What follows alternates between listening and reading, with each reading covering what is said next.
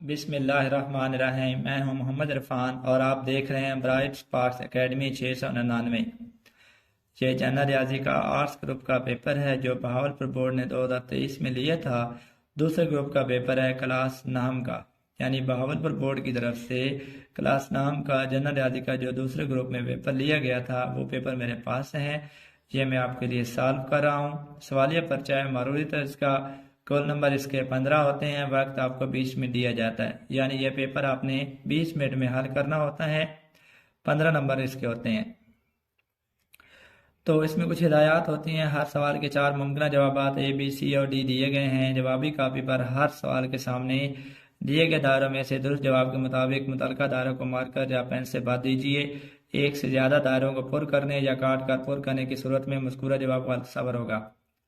आपने अपनी जवाबी कापी पर जो जवाब दुरुस्त होगा आपने उसको मार्कर या पेन से भरना है। अगर आप एक से ज़्यादा दायरों को पुर करेंगे या काट कर पुर करेंगे तो आपका जवाब गलत हो जाएगा।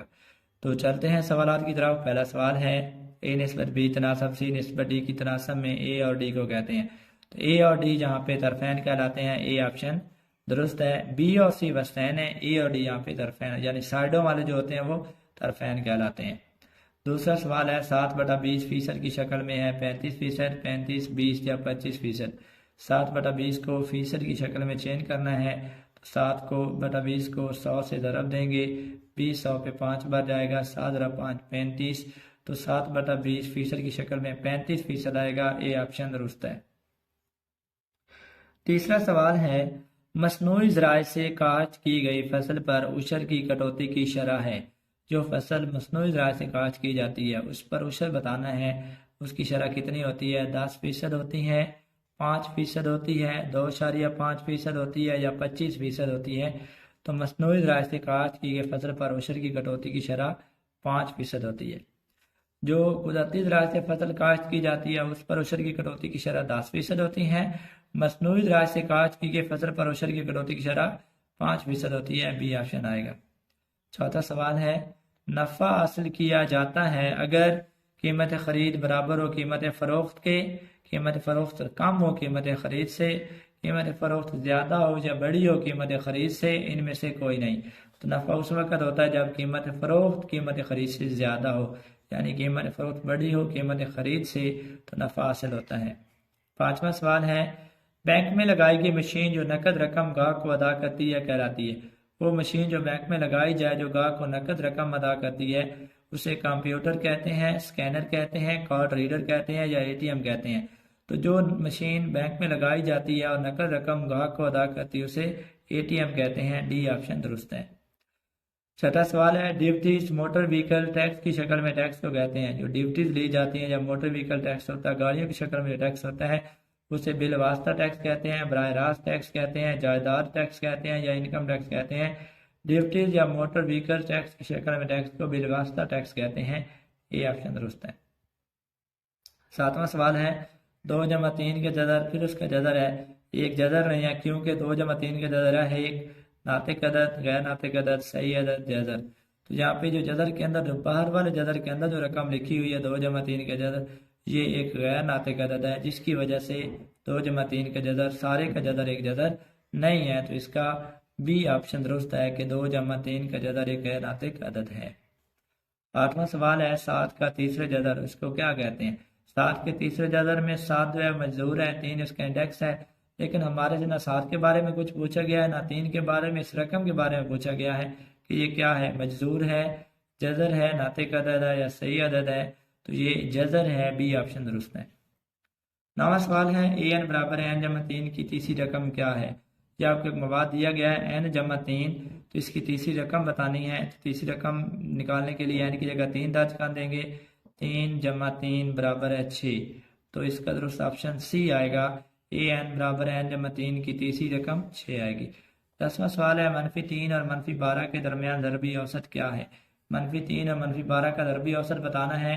जमा -9 आएगा, जमा -6 आएगा, जमा -36 आएगा या जमा -3 आएगा। ये ज़रबी औसत हम निकाल देते हैं। अगर हमें ज़रबी औसत निकालना हो, ये रकमों का निकालना है, उनको ज़रब दे दें -3 -9 और आपने इसका जजा ले लेना है ज़रबी औसत निकालने के लिए।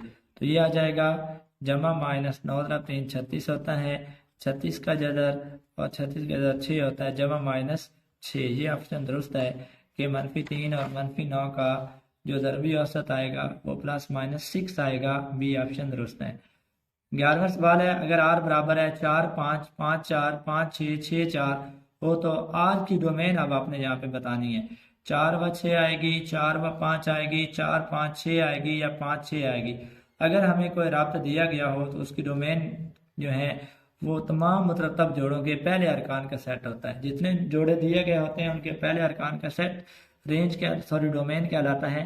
तो यहाँ पे 4 है, 5 है, ये 5 है, ये 6 है, तो इसकी डोमेन बनेगी पहले अरकान में 4 भी आ रहा है, 5 भी आ रहा है और 6 भी आ रहा है। सी ऑप्शन दुरुस्त है, 4 5 6। 12वां सवाल है, अगर y बराबर है 3x में x बराबर है 2 रखें तो y की कीमत आएगी 5 3 8 या 6। यानी यहाँ y क्या आएगा, y बराबर दिया गया आपको 3x, x की जगह 2 दर्ज कर दें, 3 × 2 6। अगर y बराबर है 3x हो तो x 2 रखें तो y की कीमत 6 आएगी। डी ऑप्शन दुरुस्त है। 13वां सवाल है, f(x) बराबर है x तक़सीम 2, 4 ≤ x ≤ 12 जबकि x एक जुफ्त अदद हो तो f(x) की डोमेन क्या है। f(x) की डोमेन हमने यहाँ पे बतानी है। तो देखें, पहली बात तो ये है कि x यहाँ पे आपने जुफ्त लेना है। तो मैं यहाँ से 4 से स्टार्ट करता हूँ। इस फंक्शन के अंदर f(x) जगह 4 दर्ज कर देता हूँ। 4 से ये फंक्शन शुरू हो रहा है, तो 4 तक़सीम 2। तो इसमें आपने डोमेन बतानी है, सॉरी रेंज नहीं बतानी है। डोमेन में आ जाएंगे अरकान। डोमेन जो आप ले सकते हैं, 4 ले सकते हैं, 6 ले सकते हैं, 8 ले सकते हैं, 10 ले सकते हैं और 12 भी ले सकते हैं, क्योंकि <12 है। 12 तो यहाँ पे है नहीं, जुफ्त अदद है। डोमेन आपने बतानी है 4 x, क्योंकि x जुफ्त अदद है। 4 6 8 10, तो ए ऑप्शन आप लिख सकते हैं डोमेन के लिए, 4 6 8 और 10। 14वां सवाल है, सिग्मा xi माइनस x बार तमाम का ये मजमुआ 0 है। इस खासियत को कहा जाता है ज़रबी औसत, हार्मोनिक औसत, आधा या हिसाबी औसत। तो किसी मवाद के अंदर जितने भी मद्दात होती हैं उनका जो हिसाबी औसत इनराफ है, हिसाबी औसत से इनराफात का मजमुआ 0 होता है। चूँकि ये खसूसियत हिसाबी औसत से मुतल्लिक है, तो डी ऑप्शन दुरुस्त होगा। 15वां सवाल है, x बार बराबर है x1 + x2 + x3 plus continued plus xn/n। ये कहलाता है हिसाबी औसत, ज़रबी औसत, औज़ानी औसत। x1 = x2 = x3 plus xn। तो ये जितनी मद्दात हैं उन सबको जमा करके जितनी तादाद उस पर तकसीम करें तो ये हिसाबी औसत कहलाता है। ए ऑप्शन इसका दुरुस्त आएगा कि ये हिसाबी औसत है।